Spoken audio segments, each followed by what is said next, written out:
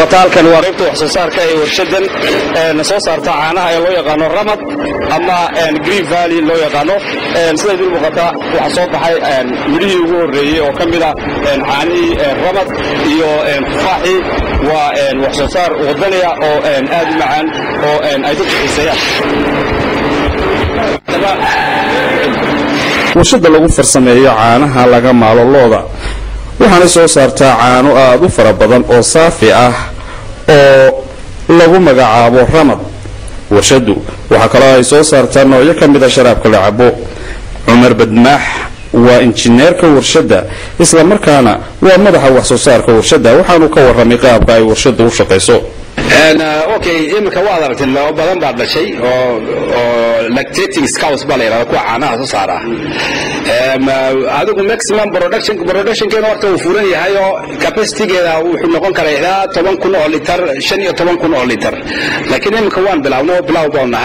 inta ugu horeysan ugu muhiimsan waxaan loo odan in si wanaagsan loo xanaaneeyo dawladeeda la ilaaliyo waa loo special Holstein cows baa la yiraahdaa marka wuxuu loo odeynaa local cow lamid maaha qarash badan baa naga baxa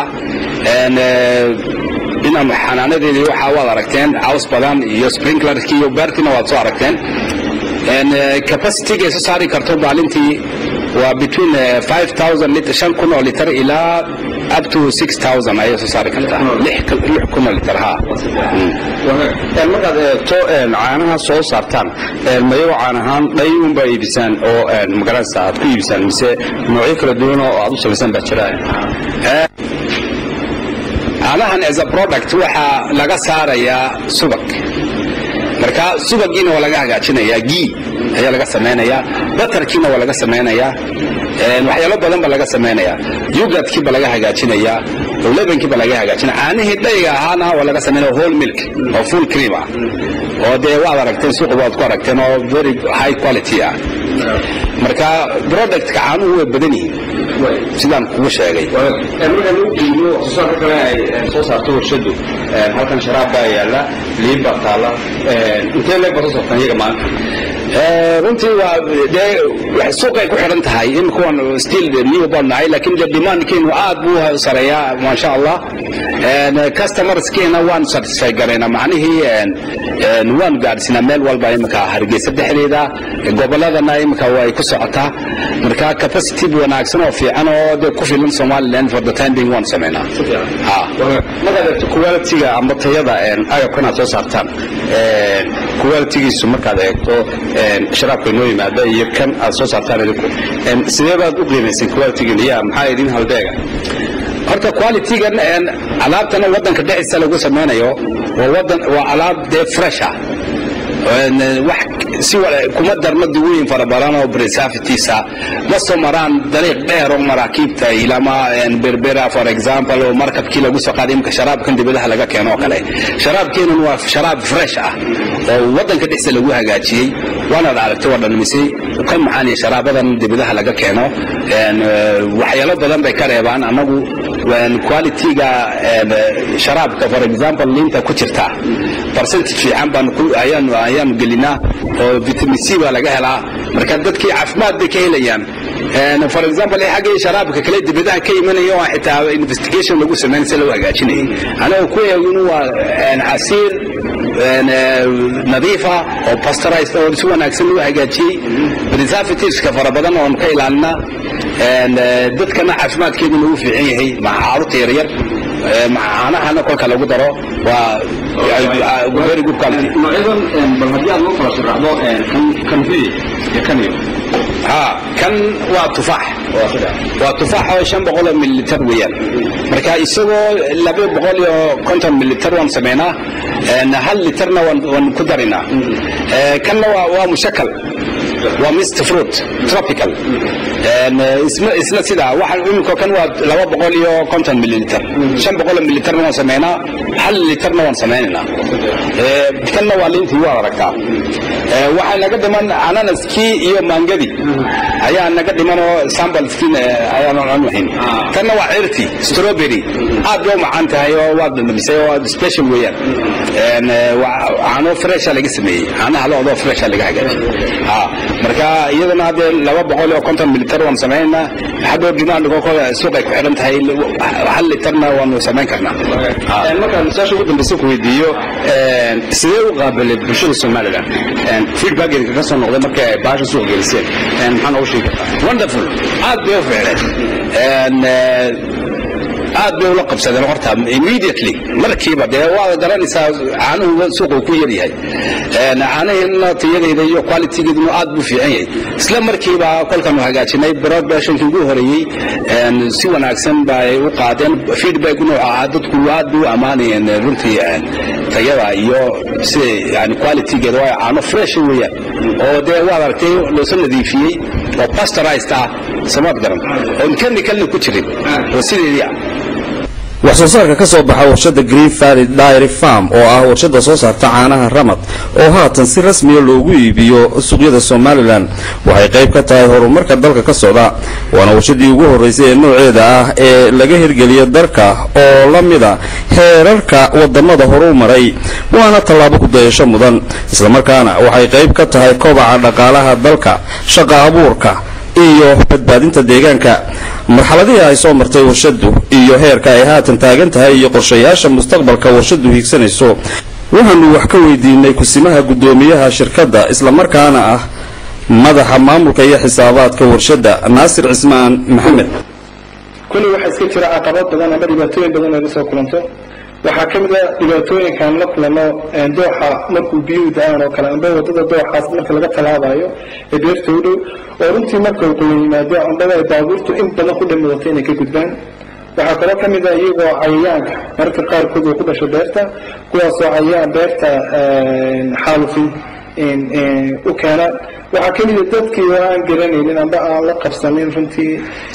production kan amba caanaha freshka pasteurized-ka aan chemical lahayn in laga dhaadhiciyo oo promotion badan aan u sameyno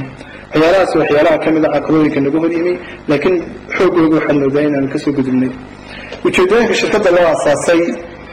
runtii ujeedooyin badan bay ka lahayn maalqabeenadan maalgeliyey amba hirgeliyey warshada noocana marka koowaad in ay tusaan dadka reer Soomaaliland inay dalkooda hooyo ay maalgashadaan oo ay ka baxaan inay ku tiirsanaadaan dadka imika waad aragtaan caanaha yare maraayiga amba yamaniga waxay leeyihiin Sacuudiga iyo Yaman waa dhul saxraa oo lama degaana iyaguna waxay ka bilaabeen halkan maanta ka bilowday shirkadda imaal maraayi caanaha badan hadda ay 4 saac ku bilowday waqtigay sameeyeen maantana waa keenay soo noognahay markana dadka tusnaan ay maalgashadaan dalkooda oo ay aaminaan oo ay ka sameeyaan waxa kale oo ujeedooyinkeeda kamid ah dadka Soomaaliland helaan caano fresh ah oo dalkooda lagu sameeyay kuwaas oo caafimaadkooda iyo nadaafadooda iyo tayadooda lagu tijaabiyay dalka oo ay tahay wax iska badan ujeedooyinka kamid ah lafteeda in shaqo abuurid loo sameeyo dadka Soomaaliland oo ilaa 50 qof oo kala duwan maanta shirkadda ka shaqeynaya ruuxantii wadaadka doontaan cid ajaanib shirkadda aad ku dhaxalka doontaan ku jiraan ma jiraan ma laga bilaabo halka ugu hooseysay ilaa halka ugu sarreysa waa shaqaale iyo dhalinyar reer Soomaaliland oo loo train-gareeyay shaqada ay qabanayaan anaguna aan ku kalsoonaanay xeebsha aan u dirinay inay qaban karayaan ay sameyn karayaan waxa kamid ah dhaqaalaha lafteedii bulshada marka income-kii amba dhaqaala bulshada reer Soomaaliland ay ka dhex qaadanayaan iyo sidoo oo kale inay ku dhiiradaan dadka kale ganacsatada inay dalkooda ka sameeyaan warshada noocan oo kale ah marka ujeedooyinkaas oo ku ugu waaweyn aan isleenahay hatanaysaan shirkaddu waxay leedahay qorshayaal badan oo mustaqbal taasoo aan doonayno inaan ku hirgelino shirkaddu waxay ku jirtaa